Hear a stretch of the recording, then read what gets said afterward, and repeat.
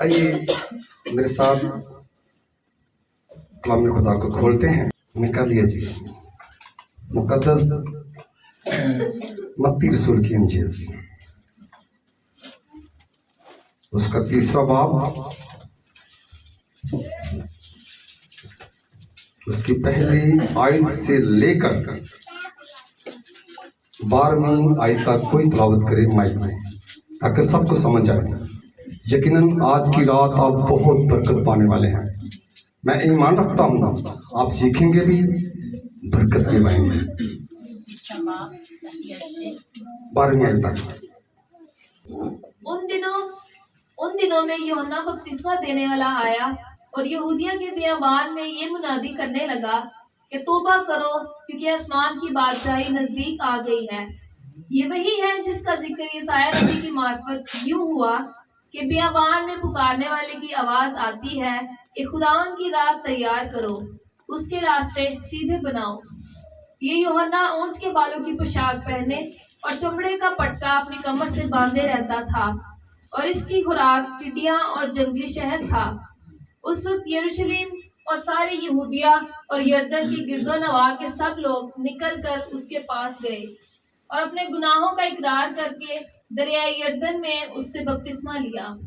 مگر جب اس نے بہت سے فریسیوں اور صدوقیوں کو بپتسمہ کے لیے اپنے پاس آتے دیکھا تو ان سے کہا کہ اے سام کے بچوں، تم کو کس نے جتا دیا کہ آنے والے غضب سے بھاگو؟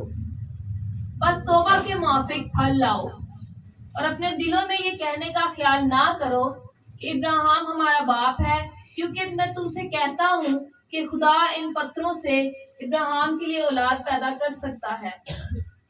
اور اب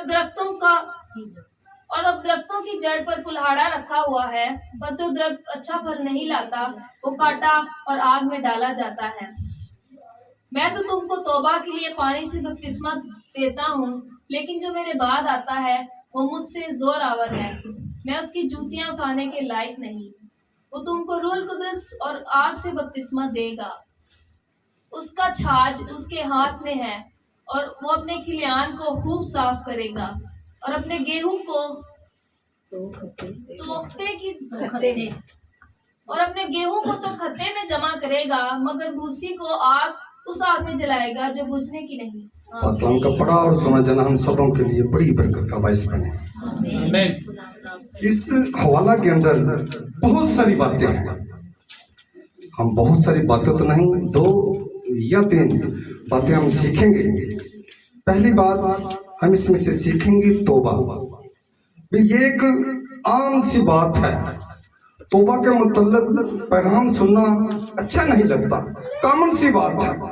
سینکڑوں بار ہم نے سنا، سینکڑوں بار پڑھا توبہ کرو توبہ کرو توبہ کرو. بھئی کیسی توبہ؟ تے کنی کو بری توبہ. لیکن آج ہم سیکھیں گے توبہ ہے کیا، توبہ کی اہمیت کو جانیں گے اور توبہ کے اصل مقصد کو سیکھیں گے. پیارے عزیزو، توبہ کی بڑی اہمیت ہے. ہم سیکھیں گے اس کے متعلق. یوحنا بپتسمہ دینے والا جس کے متعلق خداوند یسوع مسیح نے خود فرمایا کہ جتنوں نے ماں کے پیٹ سے جنم لیا، یوحنا بپتسمہ دینے والے سے بڑا آواز نہیں، بڑا کوئی نہیں. وہ منادی کرتا ہے، وہ اپنی منادی کا آغاز توبہ سے کرتا ہے. ان دنوں میں یوحنا بپتسمہ دینے والا آیا اور یہودیہ کے بیابان میں یہ منادی کرنے لگا، کیا؟ توبہ کرو کیونکہ آسمان کی بادشاہی نزدیک آ گئی ہے. اس نے اپنی منادی کا آغاز توبہ کے لفظ سے کیا. اس لیے توبہ بڑی اہمیت کی حامل. ہم دوسری بات دیکھتے ہیں کہ شاگرد بھی کچھ ایسا ہی کرتے ہوئے دکھائی دیتے ہیں. جب پینتیکوست کا دن آیا تو روح القدس سے بھرے ہوئے مقدس پطرس رسول نے کھڑے ہو کر میسج دیا، پیغام دیا اور کہا پس اسرائیل کا سارا گھرانہ یقین جان لے کہ خدا نے اسی یسوع کو جسے تم نے مصلوب کیا، خداوند بھی کیا اور مسیح بھی کیا. اور جب ان کے دلوں پر چوٹ لگی تو وہ پطرس اور دوسرے شاگردوں کے پاس آئے اور کہا، اے بھائیو ہم کیا کریں؟ تو پطرس نے ان سے کہا، توبہ کرو. क्या कहा? तौबा करो। हम देखते हैं शागिर्द भी, भाई यूहन्ना बपतिस्मा देने वाला भी अपनी मुनादी का आगाज तौबा से करता है, और यीशु मसीह के शागिर्द भी जब मुनादी करते हैं पहला पैगाम वो तौबा कर देते हैं, तौबा करो। और फिर हम देखते हैं प्यारा खुदावन यीशु मसीह भी तौबा से अपनी मुनादी का आगाज करते हैं। जब उसने यूहन्ना बपतिस्मा से देने वाले से बपतिस्मा लिया और फिर बियाबान में आजमाइश के लिए चला जाता है, और जब वो वहां से आते हैं तो हम देखते हैं मत्ती के इंजील के 4 बाब की 17वीं आयत में उस वक्त लिखा है, उस वक्त यीशु ने मुनादी करना और ये कहना शुरू किया क्या कि तौबा करो क्योंकि आसमान की बादशाही नजदीक आ गई है। भाई तौबा कितनी अहमियत की हामिल है। यूहन्ना बपतिस्मा देने वाला अपने मुनादी का आगाज तौबा से करता है, यीशु के शागिर्द अपने मुनादी का आगाज तौबा से करते हैं, और प्यारा यीशु हमारा खुदावंद हमारा नजात दहिंदा भी अपनी मुनादी का आगाज किससे करता है? तौबा से करता है।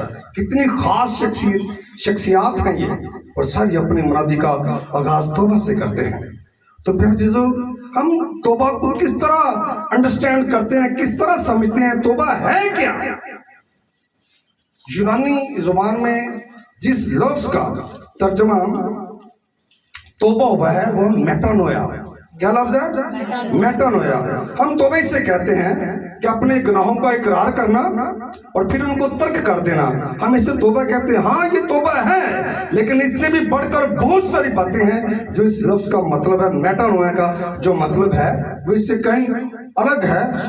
आगे बढ़े, ज़हन की तब्दीली। भी मेटानोया का क्या मतलब है? ज़हन की तब्दीली, डायरेक्शन की तब्दीली, सिमत की तब्दीली। अगर मैं इस तरफ जा रहा हूँ, चल रहा हूँ, और यहाँ से मुड़कर इधर को टर्न हो जाता हूँ या पीछे को टर्न हो जाता हूँ, ये मेटानोया है। ये क्या है? और फिर रुकना नहीं, चलते रहने का नाम मेटानोया है। ये है तौबा। और फिर गोल की तरफ, निशान की तरफ, अपने टारगेट की तरफ मसलसल चलने का नाम तौबा है, मेटानोया।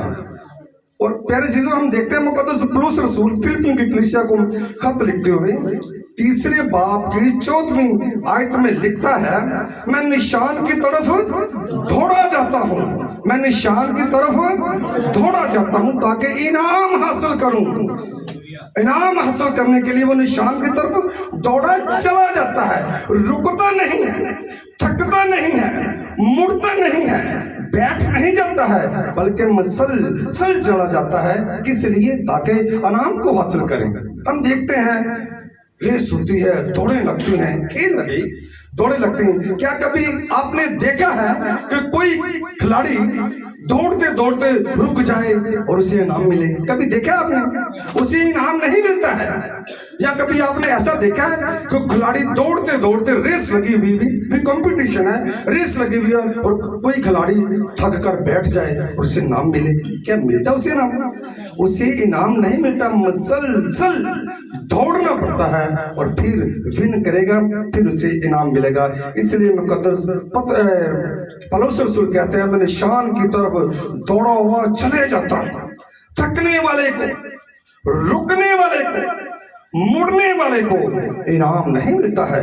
हमने इनाम को हासिल करना है और रुकना नहीं है, मसलसल गोल की तरफ चले जाना है, चलते जाना है, चलते जाना है। गवाही देते हैं अक्सर लोग, जब अपने बच्चों के दरमियान बैठते हैं, अपनी बीती हुई कोई गवाही देते हैं और कहते हैं, जब मैंने तौबा की, हो मैं इतना रोया, मेरे आंसू बहे, मैं फिर दुआ करने लगा, मैं बड़ा कलाम पढ़ता था, मैं खुदा के साथ बड़ा वक्त स्पेंड करता था। अगर पूछें आप तो क्या हुआ? उन कुछ भी नहीं। ये मेटानोया का मेयार उसने पूरा नहीं किया, ये तौबा का मेयार उसने पूरा नहीं किया। तौबा का मतलब है मुड़ गए हैं, सिमत की तरफ चल पड़े हैं, निशान की तरफ चलते रहने का नाम मेटानोया है। लोग तौबा कर लेते हैं, जब कभी बपतिस्मा होता है तो लोग तौबा कर लेते हैं जज्बात में आकर, या लोगों के कहने पर, बीवी शोहर के कहने पर, शोहर बीवी के कहने पर, चलो जी तौबा कर लेते हैं, तौबा कर लेते हैं, बपतिस्मा ले लेते हैं। लेकिन चंद ही दिन गुजरते हैं, फिर वही काम, वही नशा, वही जुआ, वही सिगरेट, वही पान। ये मेटानोया का म्यार नहीं है। मेटानोया का म्यार डायरेक्शन चेंज हुई है, सिमत की तरफ आप चलना शुरू हो गए हैं। रुके ना, थके ना, मुड़े ना, चलते जाए, फिर इनाम मिलेगा। मुकद्दस पौलुस रसूल कहता है, इनाम हासिल करने के लिए मैं थोड़ा चला जाता हूँ। प्यारे जीसो, रुकना नहीं है। पास्टर हिजकल साहब एक बार कलाम सुना रहे थे, उनकी बात मुझे याद आई, मैंने उसे भी इस मैसेज में ऐड कर लिया। वो कहता है, एक दिन चर्च लगा हुआ था और एक लड़की आई और ज़ारो कतार वो रोने लगी। जब मैंने कलाम सुना रहा था तो वो लड़की रोने लगी, बहुत ज्यादा उसने आंसू बहाए। तो मैंने कहा, मैं उसके पास गया, कलाम के बाद उसके साथ मैंने बात की कि बेटा क्या प्रॉब्लम है। उसने कहा, मैं बहुत गुनहगार हूँ, मैं तौबा करनी चाहती हूँ। उसने कहा, ठीक है, अब अगले संडे आओ, मैं आपको बपतिस्मा दूंगा। अगले संडे आ जाती है वो, और एक लंबी गाड़ी में किसी मर्द के साथ आती है और आकर पास्टर साहब को बोलती है, पास्टर साहब आज नहीं, मैं अगले संडे आऊंगी। पास्टर साहब कहते हैं, मैं दूर तक उसको देखता रहा और वो चली जाती है, और उसी दिन उसका एक्सीडेंट होता है और वो लड़की मर जाती है। बात ये कर रहे हैं कि तौबा का एक वक्त है, तौबा का एक वक्त है। अगर वक्त गुजर गया, वो लड़की कारोबारी थी, इसलिए उसने एडवांस लिया हुआ था या क्या वजह थी, लेकिन वो तौबा ना कर पाई और उसका वक्त, आखिरी वक्त आ गया। प्यारे जीजो, अक्सर लोग दुआ करते हैं और ये कहते हैं, अक्सर ही लोग दुआ करते हैं, खुदा हम उन लोगों से अच्छे नहीं हैं जो हमारे दरमियान नहीं हैं, जो इस दुनिया फानी से जा चुके हैं। लेकिन मैं कहता हूं, भाई हम उन लोगों से अच्छे हैं जो तौबा के बगैर इस दुनिया से चले गए हैं, क्योंकि हमारे पास वक्त है, हम तौबा कर सकते हैं। उनके पास वक्त नहीं है। इसलिए प्यारे जीसो, पता नहीं ये साल हमारे लिए आखिरी साल हो, तौबा करें, मेटानोया के म्यार पर पूरा उतरें, और जब आप डायरेक्शन को चेंज कर लेते हैं तो फिर चलते जाएं। यकीनन एक दिन आएगा कि आपको इनाम मिलेगा। अच्छा, तौबा के बाद दूसरी बात हम सीखते हैं, फल।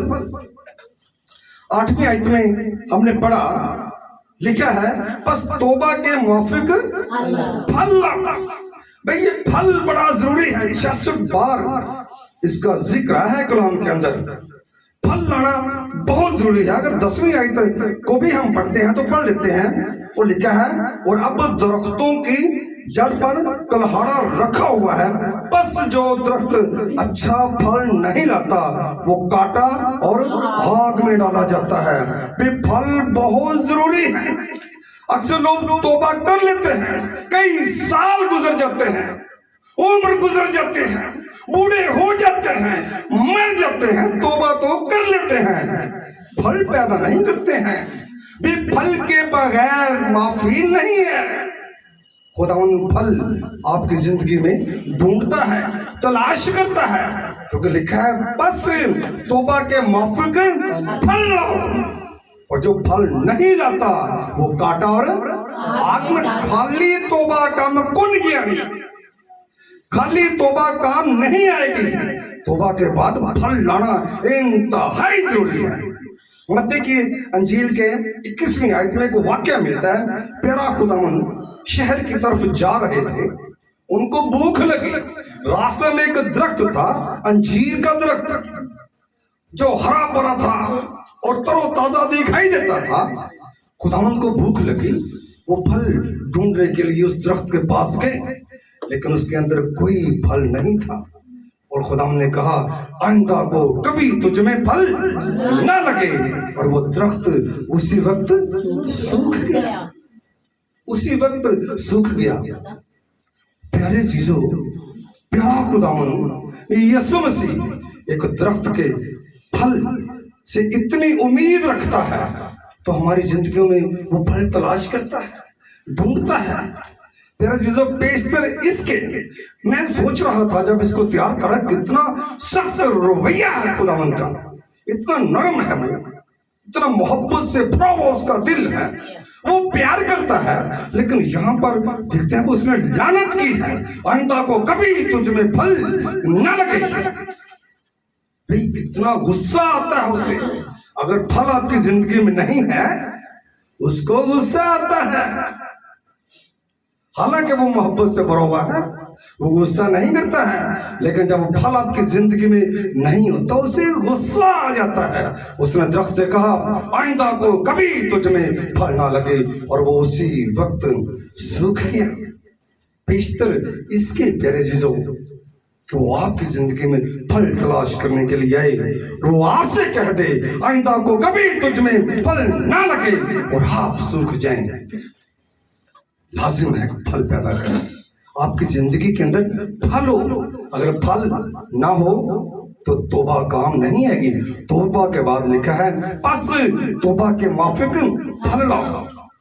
भाई दरख्त बन जाना बड़ी बात नहीं है, कलीसिया का रुकन बन जाना भी बड़ी बात नहीं है, हरे भरे दिखना बड़ी बात नहीं है।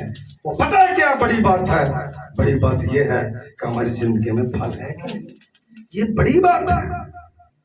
अक्सर लोग चर्चिज में आते हैं, रेगुलर आते हैं, चंदे भी रेगुलर देते हैं, अच्छी बात है, मैं नफी नहीं करता हूँ, देना चाहिए था, अदिया भी, रोजे भी रखने चाहिए, दुआएं भी करनी चाहिए, लेकिन फल बहुत जरूरी है।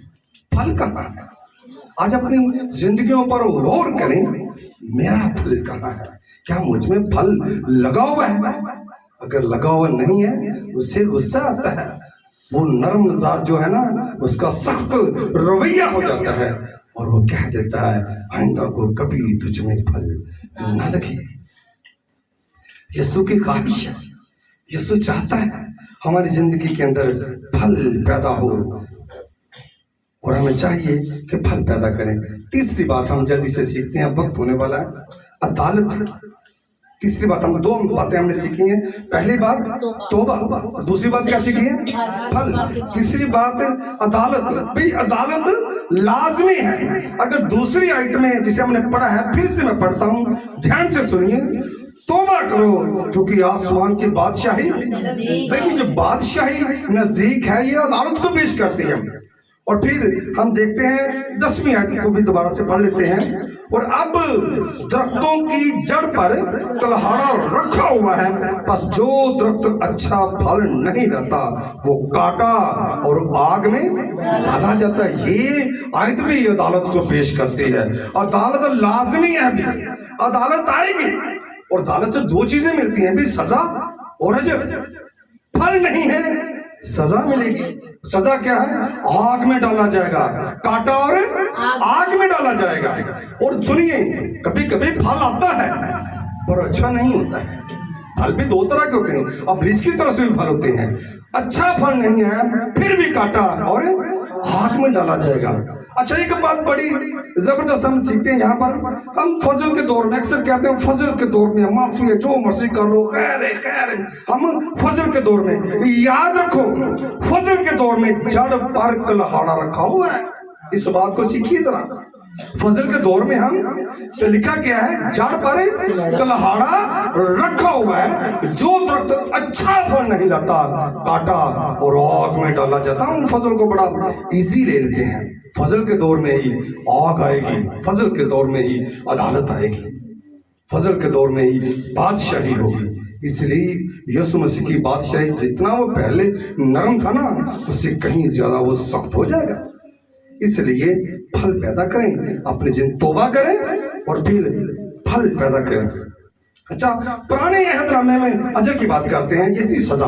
अजर की बात कर, पुराने अहदनामा में कलाम खुदा को जब हम पढ़ते हैं, जहां से भी पढ़ते हैं पुराना अहदनामा, तो लिखा है जो जो लोग खुदा उनके साथ रास्तबाजी के साथ चलते रहे, खुदा उनको ब्लेस करता है, उनकी उम्रों को दराज करता है, उनको बरकत देता है, उनके दुश्मनों पर खुदा उनको सरफराज करता है। मिसाल के तौर पर अब्राहम है, अयूब है, दाऊद है, ये खुदा के साथ चलने वाले लोग थे और खुदा इनको बरकत देता है, खुदा इनको ब्लेस करता है और इनके दुश्मनों से भी इनको रहाई अता करता है। लेकिन वे नए अहदनामे में भी अजर देते हैं। यीशु मसीह ने कहा जो मेरे पीछे आना चाहे वो अपने खुदी का इनकार करे और अपने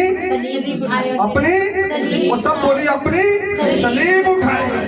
भाई सलीब उठाना दुख की इलामत है, सलीब उठाना दुख की इलामत है। हम देखते हैं कि यीशु मसीह के पीछे चलने वाले को सलीब उठानी पड़ती है, कांटों पर चलना है। यीशु मसीह के पीछे चलना कांटों पर चलना है, मुश्किलें उठाना है, मुसीबतें उठाना है, मुश्किल जिंदगी को गुजारना है। क्या मसीह के पीछे चलने वालों का यही अजर है? क्योंकि हम देखते हैं, आप शागिर्दों पर गौर करें, उनकी जिंदगियों पर, जितने मसीह के साथ चलते हैं क्या क्या वो मुश्किलें उठाते हैं। इब्तदाई कलीसिया हमारे लिए रोल मॉडल है। देखते हैं क्या क्या मुसीबतें उन पर आई हैं। तलवार से वो कत्ल किए गए हैं, जेल के कड़ाहों में डाले गए हैं, कोड़े खाए उन्होंने, बैंड खाए, सूलियों पर चढ़ गए। ये तो मुसीबतें हैं। भाई ये कैसा अजर है, ये कैसा अजर है? पुराने अहदनामे में अजर मिलता था, कामयाबी, सरफराजी, दौलत की फरावानी, बहुत चीजें हासिल होती थी। भाई नए अहदनामे में हम देखते हैं कि यीशु मसीह के पीछे चलने वाले मुश्किलों से गुजरते हैं, मुसीबतों में मुब्तला हो जाते हैं, तरह तरह की आजमाइशों से गुजरते हैं, बड़ी मुश्किलों से वो गुजरते हैं। ये क्या अजर है भाई? क्या मसीह के पीछे चलने वालों को यही अजर है कि वो सलीब उठाए, वो दुख झेले, वो मुश्किलें उठाए? क्या ये अजर है? यीशु मसीह ने कहा देख मैं जल जाने वाला हूँ और हर एक के काम के मुआफिक देने के लिए अजर मेरे पास है। उसके पास अजर है। एक गवाही है, बड़ी जबरदस्त बात है। मैंने इससे बहुत ज्यादा तसल्ली मुझे इस गवाही से मिली। एक पास्टर था, ध्यान से सुनिए, मैं ईमान रखता हूँ इस गवाही के वसीले, इन बातों के वसीले आप बरकत पाएंगे और तसल्ली भी पाएंगे। एक पास्टर था जो अमेरिका के शहर न्यूयॉर्क में रहता था, खुशहाल उसकी जिंदगी थी, सारी चीजें उसके पास मौजूद थी। एक दिन खुदा ने उससे कलाम किया कि ऐ मेरे बंदे, तुझे अफ्रीका जाना है। वो कहता है ठीक है खुदावन, जिस तरह तू कहता है। उठता, अपने ब्रीफकेस में अपने कपड़े रखता और अफ्रीका की तरफ रवाना हो जाता है। और जब वो अफ्रीका में चला जाता है तो वहां पर जाकर उसे पता चलता है कि एक लंबे अरसे तक उसे अफ्रीका के अंदर मनादी करनी है, यहाँ पर खुदावन मुझे इस्तेमाल करेगा।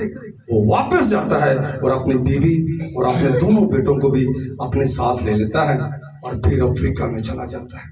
अफ्रीका में रहते हुए कई साल उसे गुजर जाते हैं। कई साल वो मुनादी करता है, ईमानदारी के साथ, पूरी सच्चाई के साथ, पूरी वफादारी के साथ वो वहां पर मुनादी करता, बहुत सारी रूहों को जीतता और खुदा उनके कलाम के खुशखबरी बांटता फिरता और बहुत से लोगों को उसने आजाद किया और मसीह के पास ले आए।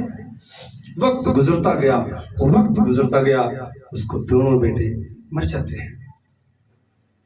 फिर वक्त और गुजरता है, उसकी बीवी भी मर जाती है, वो भी बूढ़ा हो जाता है। और फिर एक दिन खुदा उसे कहता है, ऐ मेरे अच्छे खादिम, अब उठ और अपने मुल्क को, अपने शहर को, अपने घर को लौट जा। उठता है, अपने छोटे से ब्रीफकेस में फिर अपने कपड़े रखता है, वो तन्हा रह जाता है। उसकी बीवी और उसके दोनों बेटे मर जाते हैं। वो अपने कपड़े लेता और जहाज में बैठकर न्यूयॉर्क की तरफ चला आता है। जब वो न्यूयॉर्क में पहुंच जाता है, अमेरिका पहुंच जाता है, तो फिर एकदम से पता चलता है कि कोई मुसाफिर अभी ना उतरे, अभी कोई मुसाफिर ना उतरे। क्यों भाई? पता चलता है इसी जहाज के अंदर अमेरिका का सदर भी बैठा हुआ है और वो पहले उतरेगा, उसके बाद बाकी मुसाफिर भी उतरेंगे। वो बैठ जाते हैं, सब मुसाफिर बैठ जाते हैं। और अमेरिका का सदर जैसे ही नीचे उतरता है, जहाज के नीचे उतरता, सीढ़ी उतरता है, तो सामने बड़े बड़े ऑफिसर आकर उसका इस्तकबाल करते हैं।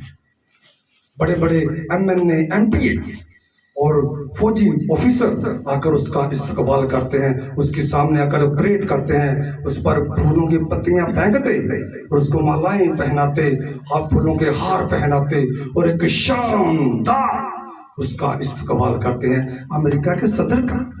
वो खिड़की से वो खादम इस सारे मंजर को देख रहा था कि किस तौर इस अमेरिका के सदर का शानदार तौर पर इस्तकबाल हुआ है।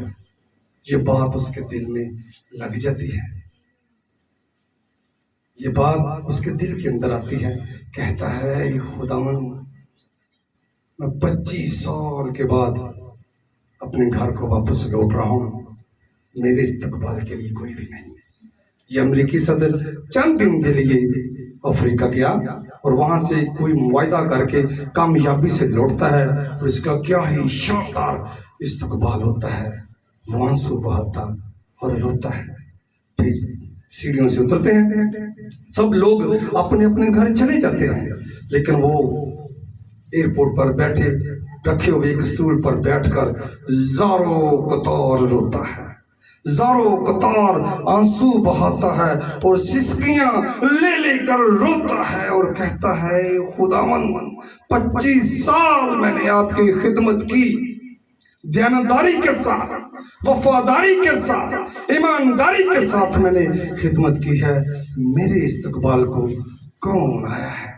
मैं तो अकेला, मैं गया था अपनी फैमिली के साथ, अब अकेला आया हूँ, अब मैं अकेला हूँ और कोई मेरे इस्तकबाल के लिए नहीं आता। वो मायूस हो जाता, ना उम्मीद हो जाता है, ना खुश होता है। शायद वो अमेरिका के सदर का इस्तकबाल ना देखता तो ये बातें उसके जहन में ना आती, लेकिन चूंकि वो देखता है कि उसका क्या ही शानदार इस्तकबाल हुआ है, वेलकम हुआ है, लेकिन मेरा नहीं हुआ, वो मायूस होता और आंसू बहा बहा कर एक तरफ दीवार की तरफ मुंह करके स्टूल पर बेंच पर बैठकर खूब रोता है, खूब आंसू बहाता है। और जब वो आंसू बहा रहा होता है तो फिर वो देखता है कि उसके कंधे पर किसी ने हाथ रखा, उसके कंधे पर किसी ने हाथ रखा और उसे दबाया और कहा, ऐ मेरे प्यारे खादिम, तो भी उस शहर में नहीं आया जो मैंने तेरे लिए तैयार किया है, तो उस घर में नहीं आया जिसे मैंने सजाया है। जब तू उस शहर में आएगा, जब तू उस घर में आएगा जो मैंने तेरे लिए तैयार किया है, तो तू इस इस्तकबाल को जो अमेरिका के सदर का हुआ है भूल जाएगा। मैं ऐसा शानदार तेरा इस्तकबाल करूंगा तो दूसरों के सामने, ईमानदारों के सामने कहूंगा, ये मेरा प्यारा शागिर्द है, ये मेरा प्यारा बेटा है, मैं इससे खुश हूं। जब तू आएगा तेरा शानदार इस्तकबाल होगा। प्यारे दोस्तों, ये हमारे लिए अजर है। कभी कभी ईमानदार मसीही लोग जो खुदा के साथ वफादारी के साथ चलते रहते हैं, इसी जिंदगी में अजर ढूंढने की कोशिश करते रहते हैं। कहाँ है अजर? मैं दुआएं करता रहा, कहाँ है अजर? मैं रोजे रखता रहा, कहाँ है अजर? खुदावन तू सबको देता है, मेरे पास कुछ नहीं, ऐसी बातें आती हैं। लेकिन यीशु मसीह ने कहा है, देख मैं जल्द आने वाला हूँ और हर एक के काम के मुआफिक उसे देने के लिए अजर मेरे पास। खुदावन देगा अजर, ऐ मसीहियो, खुदावन देगा अजर, मायूस मत होना। उसने कहा है, मैं जाता हूँ और तुम्हारे लिए जगह तैयार करता हूँ, तुम्हारे लिए जगह तैयार, मैं फिर आऊंगा और तुझे अपने साथ ले जाऊंगा, मैं तुम्हारी आंखों के सब आंसू पोंछ दूंगा, तुम वहां पर इस कदर खुश और खुर्म रहोगे कि गौ खाना के बछड़ों की तरह कूदो फांदोगे। वो वक्त आता है, खुदावन आएगा और अपने मसीह, अपने शागिर्दों को जो उस पर ईमान रखते हैं, उस पर इत्तकाद करते हैं, उसकी इबादत करते हैं, उनको अपने साथ ले जाएगा। ये हमारा अजर है इस दुनिया में। हाँ भाई, वो खुदावंद है, वो सब कुछ कर सकता है। इस दुनिया में भी अगर वो दिनेनी बरकतें देता है, ये उसकी मेहरबानी है, ये उसका फजल है। लेकिन भाई नए अहद के मसीहियों मैं आपको बताना चाहता हूँ, हमारा सारा अजर आइंदा जहान में है। आप उम्मीद रखें कि खुदावंद वादों का सच्चा है और वो अपने वादे के मुताबिक जरूरी हमें एक दिन अजर देगा। सो खुदावंद इस कलाम के वसीले आप सबको बड़ी बरकत दे।